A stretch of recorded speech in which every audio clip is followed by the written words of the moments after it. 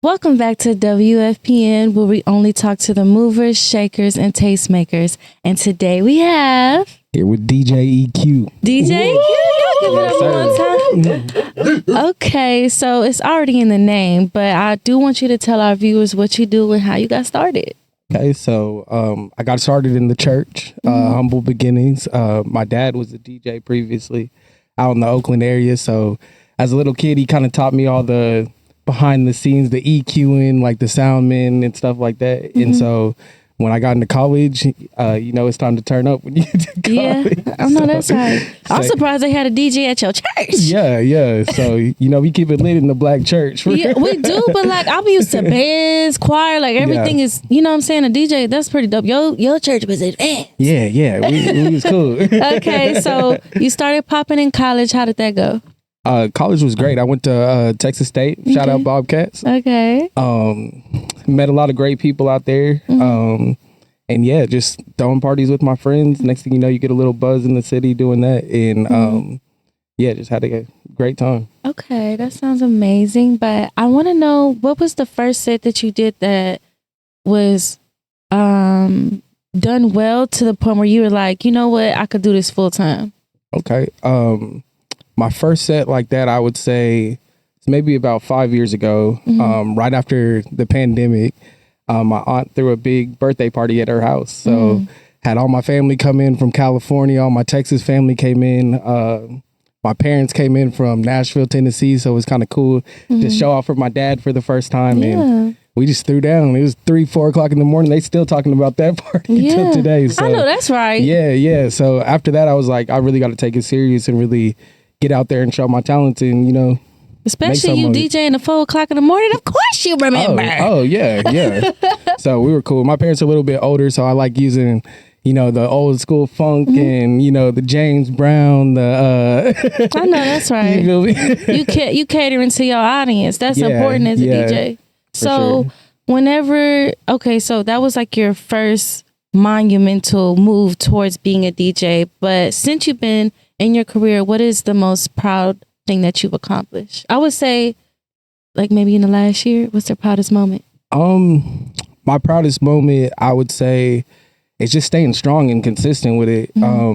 Earlier this year in April, I lost my dad to a car accident. I'm sorry to hear that. So it was really tough to get back out there, especially since that's like what we connected on. Yeah. So a couple months later, took care of my mom, came back in the city, and just got right back to it. Yeah. And ended up doing a family reunion for my family. Of course, it was super tough not having my dad there. He's typically the life of the party, but just the reception I got from everybody just powered me, put a battery in my back to keep going. And so just the consistency and not stopping, although life is life, and Life do be life. It be life. And I don't know your dad, but I'm pretty sure he'll be proud that you decided to stay consistent and not let something that y'all grown and built and loved together to just go away when he left, so that's actually super dope. I appreciate that. So is there something that you've been working on that so I've been really getting into producing lately. I've been working I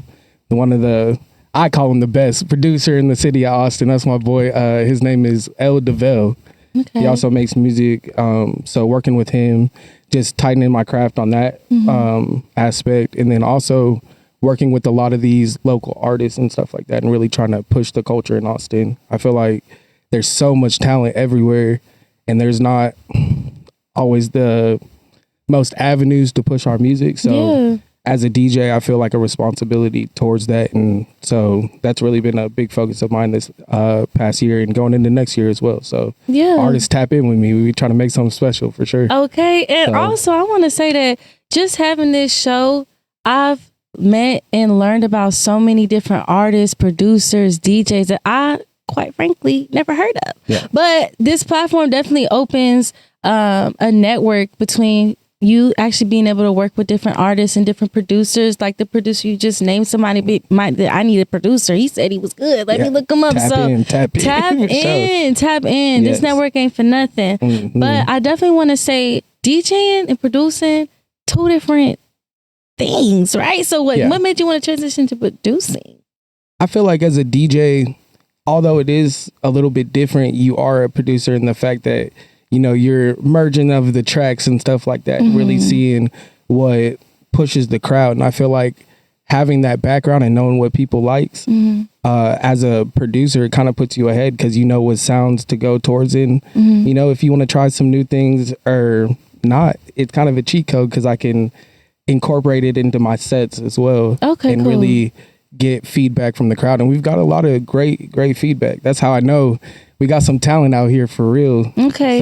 So you're producing some of the songs that you play on your sets? Yes. Dope. So, You like Hollywood? Yeah, for sure. Okay. And so even with other artists as well, we've produced music for them. And so when we're teaming up, it's all of our music, you know, we're really incorporating that. And then of course, bringing other people in and letting them showcase their thing, but really getting to show people the full scope of what we do. So where do you normally DJ at, or where are you DJing next? I really do private events mostly. I've been doing weddings, quinceañeras, birthdays, all kinds of stuff. In doing that, I've saved up and have my own equipment. So a lot of times I like to just pop up wherever. That's so dope. We're going to be doing pop-up shows, of course. I'll give y'all guys my information later on, but look out for any kind of pop-up shows. Also, what you mean pop-up shows? Pop-up doing what? Pop up and just, you know, you remember the old school block parties. We don't really do it no more. I know it's old school, but you know, pulling up on the street, we pull up on 6th Street, just on the side. We don't have to ask the clubs. We just need to plug in and let's go. That's actually super dope. Yeah, and so we get to take that crowd that's sitting there on the street and really just take it as our own. If these club venues aren't going to let us in, let's drive our own culture. I know that's right. You know? And I know some people that'll be on that street right out there with y'all. Yeah, let's turning do it. Up. And let's do it big. Okay, so for artists that want to connect with you, people that want to book you for their weddings and their quinceañeras, how can they get in contact with you? So my name is DJ EQATX on all platforms. That's Facebook, Instagram. We're going to be posting stuff on YouTube as well. So the main thing will be Instagram. If y'all guys just shoot me a DM, I'll get back to y'all guys as soon as possible. So, okay. Yeah. Well, thank you so much for joining our show today. I really had a pleasure interviewing you. Y'all don't go nowhere. We'll be right back. But before we go, y'all give it up one more time. Yeah. We'll be right back with our next episode. Toodles.